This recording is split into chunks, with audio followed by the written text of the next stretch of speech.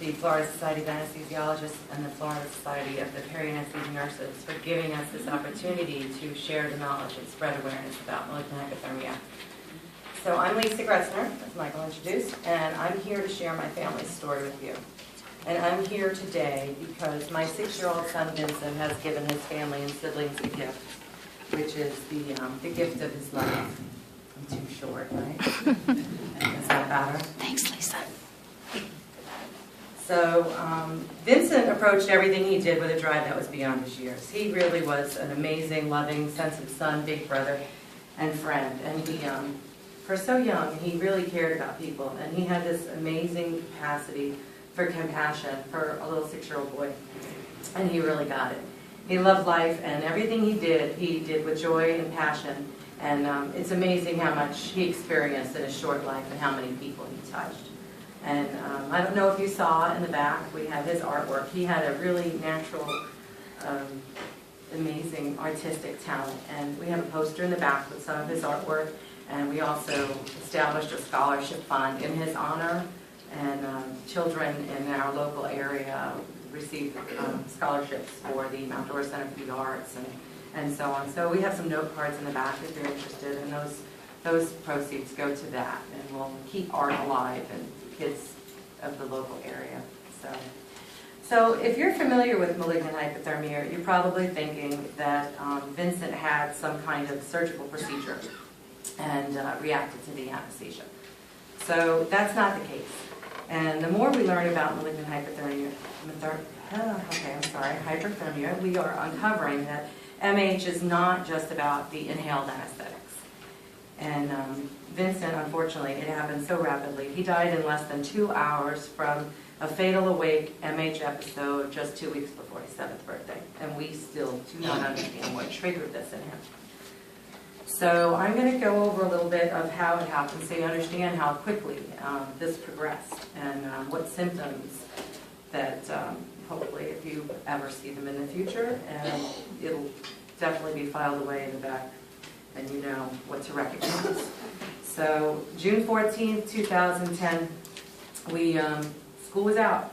They just finished a fun weekend and everything was excited about the summer ahead, and we scheduled vacation days and ready to kick off the summer and all that.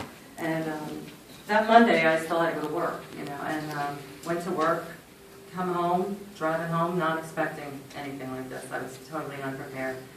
And I got home at about 4:15. And the kids hadn't done anything to exert themselves in any way. I mean, they stayed in. It was very hot already. And Vincent mentioned he had a headache. So as a mom, I instinctively reached over and touched his forehead, kissed him.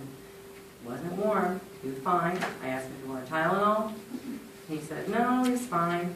And I asked him if he wore his glasses, because he had just started wearing glasses. And I know, once school stopped, the glasses were on the kitchen table.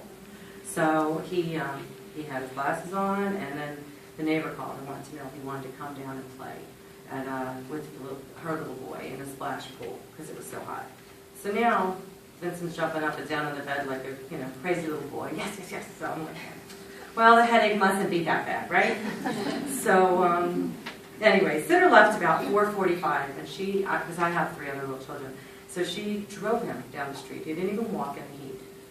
And everything's fine, nothing out of the ordinary, and it was like barely 20 minutes. Next thing I know, the car is coming up, and I see her, helping him out of the car, and they're walking up the walkway. And I knew something was wrong, and so I asked, and she said she's not sure, but Vincent said he couldn't bend his legs. So I looked at him, and I reached out, and I could feel, he's hot, really hot at this point, and he's like, his exact words were, Mama, I don't know what's going on, but I can't bend my legs, and I feel like my heart is pounding in his chest. So I felt his chest, and his heart was racing like anything I've never felt before, and he was really hot.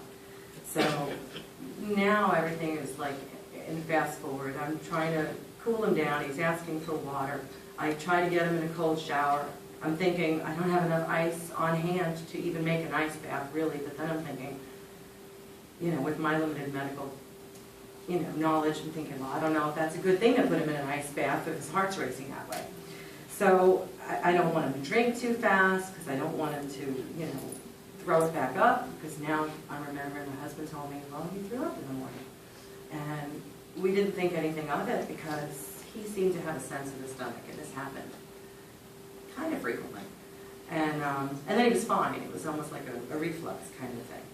So none of this was working to cool him off, and I just knew I needed to get him to the hospital, and I felt like, I didn't even have time to wait for 911 to send somebody. So my neighbor stayed with the kids.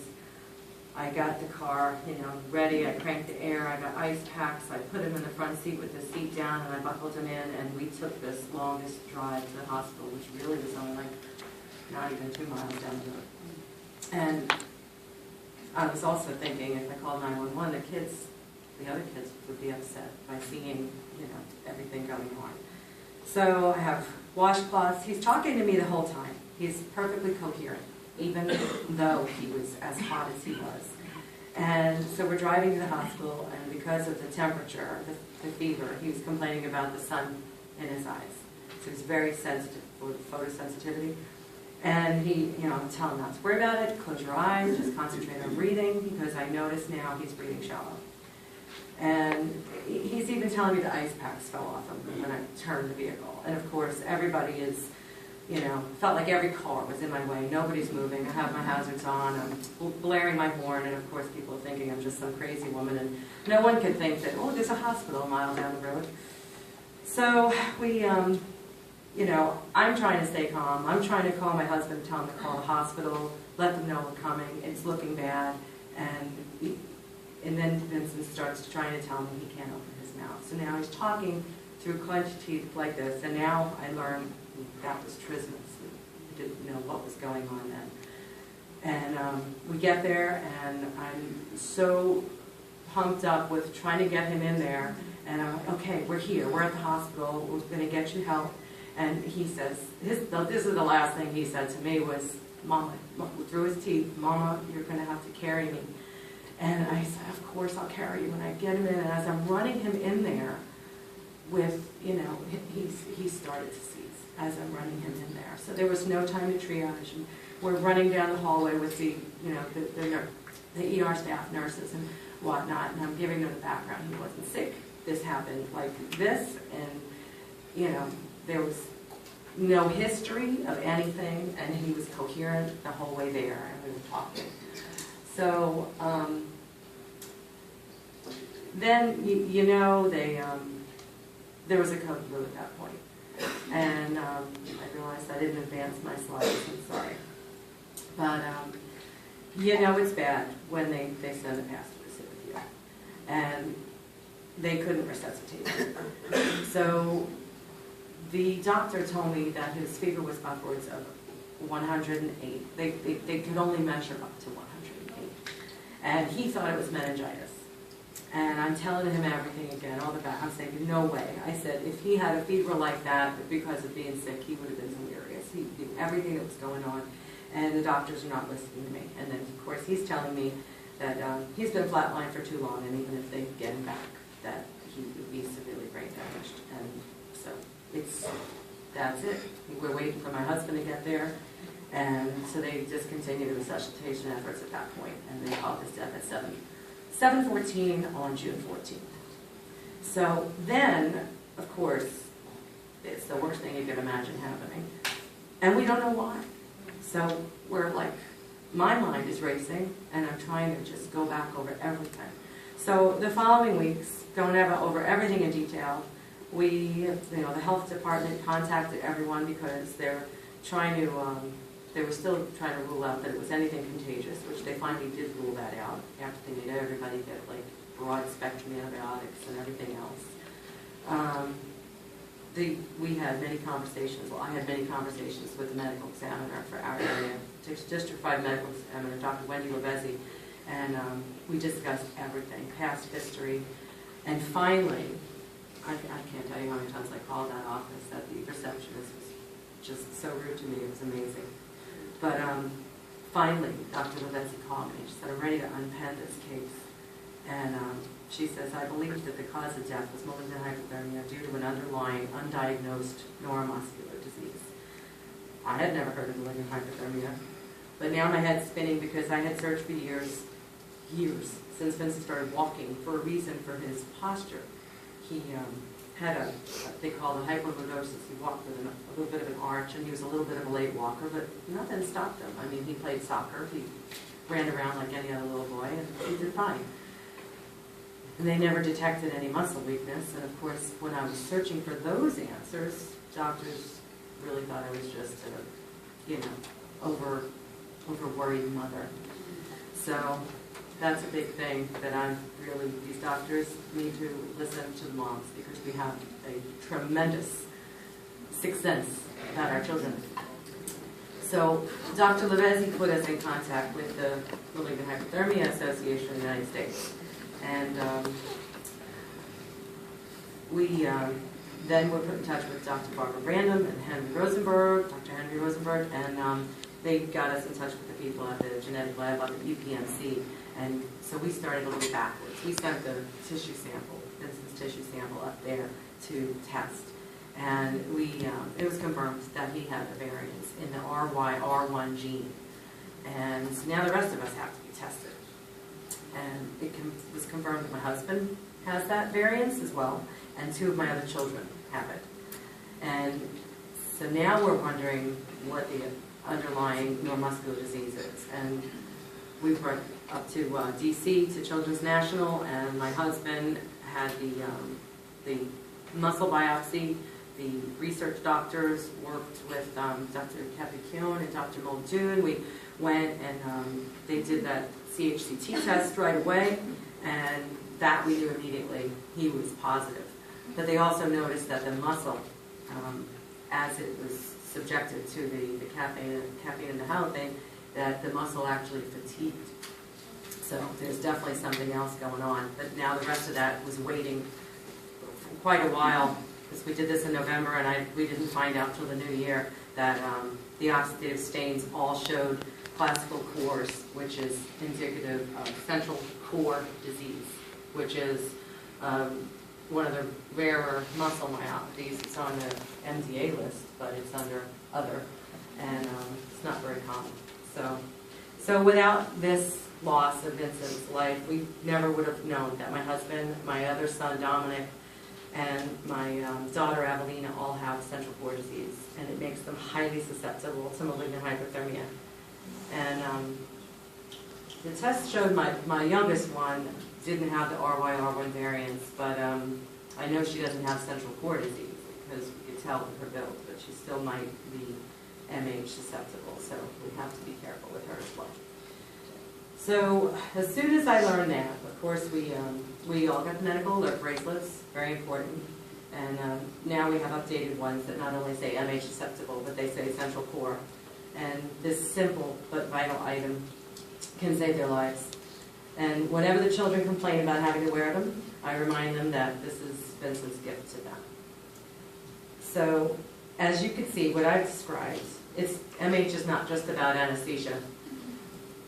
I've been following Dr. Henry Rosenberg's blog, the president of MHAUS, and he describes proposed future classifications for MH. As research continues and new discoveries come to light, it's my hope that the education and training of medical professionals expands. It's obvious that the ER was not prepared for an awake MH episode. Even with the symptoms I provided, the staff, their differential diagnosis did not include the possibility of anything other than infection. And when the anesthesiast in the ER administered the succinylcholine to intubate Vincent, I can't help but think if he or she was advised of the muscle rigidity that Vincent was experiencing, as well as the acidosis, the hypercapnia, the tachycardia, all these other things, rhabdomyolysis, and the subsequent increase in the serum creatine kinase, and the hyperkalemia, that maybe the connection would have been made. If there was any chance of saving Vincent, that chance was lost once they administered succinylcholine. So over the past 3 years since Vincent's death, we just made it through our 3rd year. Dr. Paul Banerjee was the medical director at Lake EMS, and Dr. Wendy Levesi is the medical examiner. And we talked to staff at meetings at local hospitals, to all the EMT staff in Lake and Sumter counties, We even met with the UCF nursing program students. And shortly after we spoke to the EMTs, there was a case where an individual underwent outpatient surgery and went home, and hours later started to develop muscle cramping and fever. 911 was called. The EMT recognized the symptoms, inquired about history, and promptly started cooling measures and got the patient to the hospital. On arrival, the EMT advised the ER staff that the patient was most likely having an MH reaction and to treat with dantrolene. And they reacted with disbelief. When history was provided again, the patient was saved. It's my hope that in Vincent's name we can continue to raise awareness regarding MH among emergency medical professionals and help to establish protocols for EMTs and ER staff. If there's a fever, it doesn't necessarily mean there's an infection. There should be a range of differential diagnoses. One should never become complacent in their medical training. There's always more to learn and knowledge to share. Vincent's case has been published in the Journal of Anesthesia and Analgesia, and it is titled Death in the Emergency Department, an unrecognized awake malignant hypothermia-like reaction in a 6-year-old. That article describes what I've shared with you in much greater detail, and it ends with this. Because MH is a genetic disorder of skeletal muscle calcium regulation, it might be naive to assume that potent volatile inhaled anesthetics and succinylcholine are the only drugs that precipitate MH episodes. Succinylcholine should not be used in patients who present in the ED with rigidity and hypothermia unrelated to anesthesia. It is possible that anesthetic drugs are just one of many environmental factors that can precipitate MH reactions. A broader definition of the MH syndrome to include non-pharmacologic environmental triggers is critical because healthcare professionals who do not practice anesthesia may be called upon to treat MH-related crises that occur without anesthetic exposure. Medical examiners need to consider MH when dealing with deaths marked by hypothermia, rhabdomyolysis, and acidosis in young healthy patients with the suggestion of underlying myopathies. Finally, it is critical for the anesthesia community to provide MH-related educational programs with guidelines to ED physicians and others who administer succinylcholine in emergent situations, and to make them aware of the possible dangers of administering succinylcholine to patients who are hypothermic and rigid. So I want to thank you for your time. I'm very grateful for this opportunity to share Vincent's story and to honor his memory. And again, I forgot to forward the slides, but that's my buddy. So thank you.